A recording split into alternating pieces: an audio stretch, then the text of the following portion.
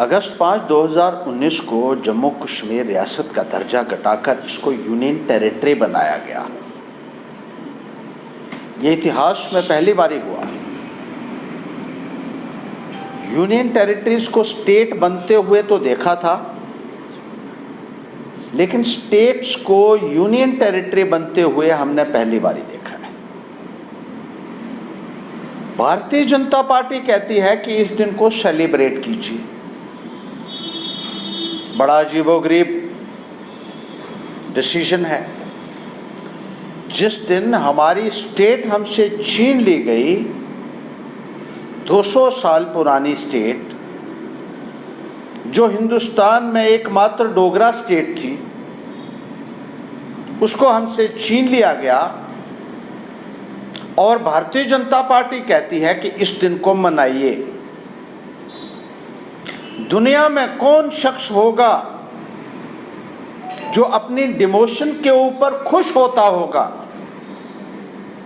ये सिर्फ अंधभगत ही हो सकते हैं।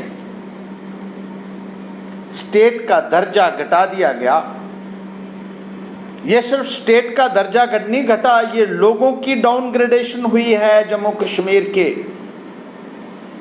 आज जितने सेनर एलिमेंट्स हैं सब महसूस कर रहे हैं कि हमें डिमोट कर दिया गया। कुछ देने की बजाय हमसे जो हमारे पास था वो छीन लिया गया। इस रियासत को महाराजा गुलाब सिंह ने बनाया। महाराजा हरि सिंह जी ने इस रियासत का विलय किया था, हिंदुस्तान के साथ, इस उम्मीद के साथ कि यहाँ के लोगों के जो हक हैं वो महफूज रहेंगे। लेकिन भारतीय जनता पार्टी की सरकार ने इसकी गर्दन ही उड़ा दी। इसको डाउनग्रेड जिस तरीके से किया गया है, हम उसकी कड़ी कंडेमनेशन करते हैं। इस दर्जे को बहाल किया जाना चाहिए। जम्मू कश्मीर एक बहुत ही पावरफुल रियासत थी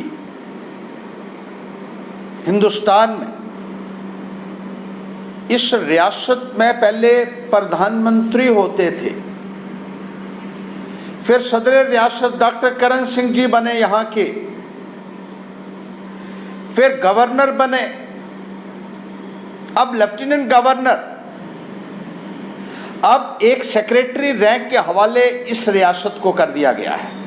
लेफ्टिनेंट गवर्नर एक सेक्रेटरी रैंक का ऑफिसर होता है, और जो पावर्स हैं वो पावर्स जो हैं वो लेफ्टिनेंट गवर्नर में वेस्टेड होती हैं।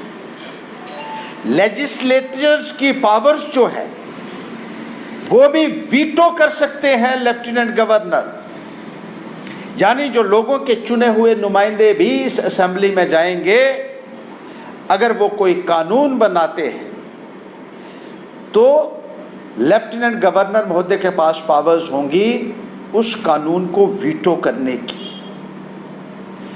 जब चुने हुए नुमाइंदों से आपने उनकी पावर्स जो हैं वो रिस्ट्रिक्ट कर दी, वो भी छीन ली,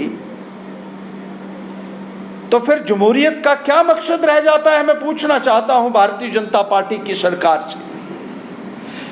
आपने जमहूरियत के ऊपर भी प्रहार किया है। आपने सिर्फ एक स्टेट को नहीं उड़ाया है, आपने सिर्फ एक स्टेट को डिसमेंटल नहीं किया, आपने नुमाइंदों की पावर्स को कम किया और अल्टीमेटली लोगों को डिसएम्पावर किया है आपने। क्योंकि जब लोगों की आवाज जो एक नुमाइंदा होता है उसकी कीमत नहीं होगी असेंबली के अंदर, तो फिर ऐसी असेंबली से लोग क्या उम्मीद रख सकते हैं?